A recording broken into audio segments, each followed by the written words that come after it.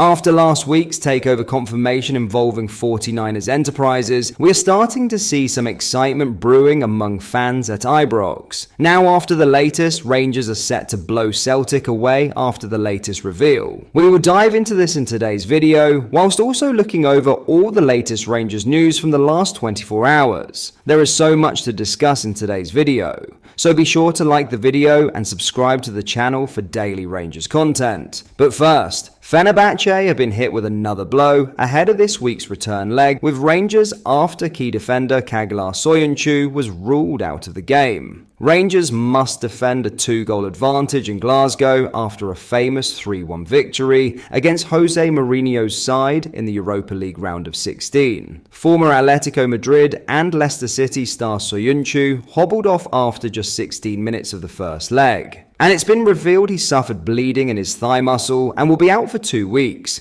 meaning he will miss the trip to Glasgow. Fenerbahce stated Caglar Soyuncu had an MRI scan and bleeding was detected in the right thigh muscle, and he has now started treatment to return and will be missing for a period of time. Meanwhile, Mourinho is set to dump keeper Irfan-Can Eghribayat and replace him with Croatian number 1 Dominik Livakovic for the second leg at Ibrox. Reports in Turkey have indicated Mourinho wasn't happy with some of their goals conceded against Rangers, and he's already made the decision to switch keepers for their must-win game at Ibrox.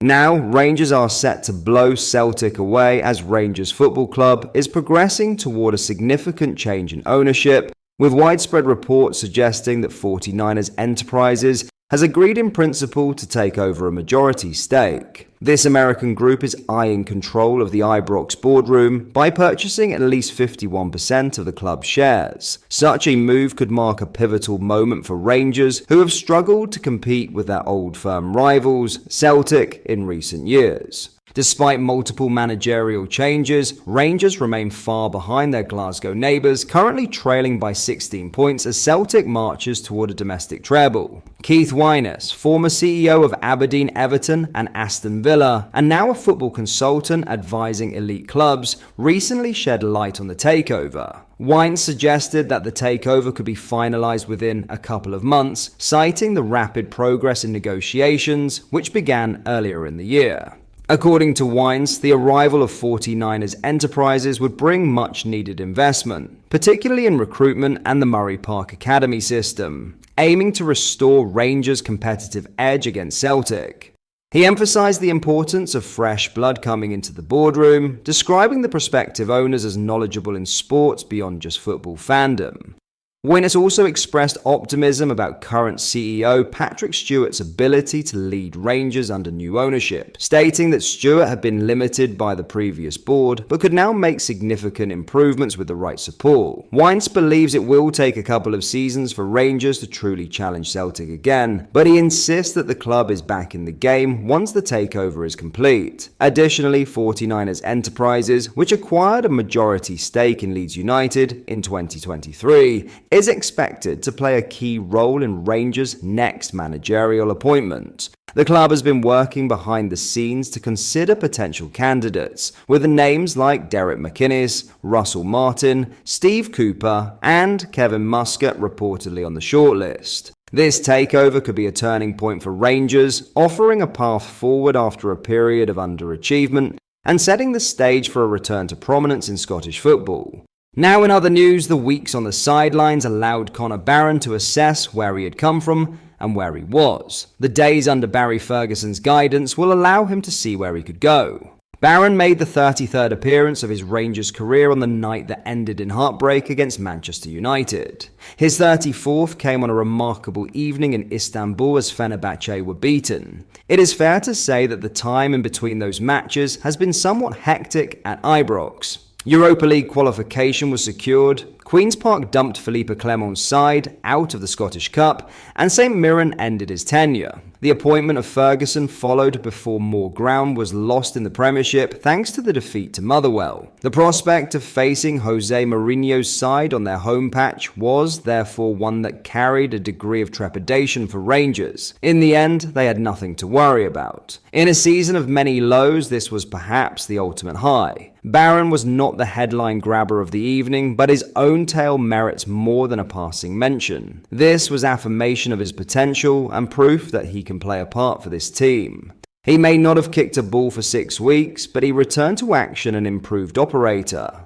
It was brilliant to start after being out, Barron said. Every game for this club means a lot to me. Obviously, after being out for a while, it was great to come back in and play 90 minutes. No injury is nice, but it's about how you react to it and what you learn while you're out. It was nice to see things from a different angle. I've studied the game a lot and picked up on different parts of my own game I think I can improve on. I went away and did that, and I feel better for it. You pick up a lot when you're out. You see the game from a different perspective, watching from the stands. You analyze it more and look at things in different positions to see what you could do better. I also looked at the nutritional side, just everything I can do to make myself a better professional. I'm feeling the benefits from that already. The decision to pitch Barron in was one of the gambles for Ferguson. He rolled the dice in Istanbul and came up trumps as Václav Černý scored twice after his serial Dessus opener had been pegged back. Even when it was, Fenerbahce never looked like winning this first leg. This was a performance and result that came out of nowhere.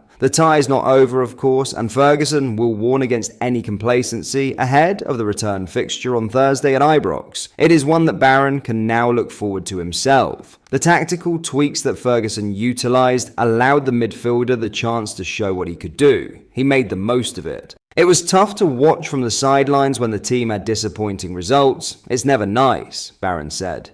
You start to watch from a fan's point of view when you're sitting in the stands. But you just have to go back in and pick everyone up in training. It's important you don't stay away from the squad when you're injured. You have to stay in about it and make sure you show good character for the team. I was buzzing to get thrown back in on Thursday night. That's my job. I had to go out and do a job. That's just me doing what I have to do.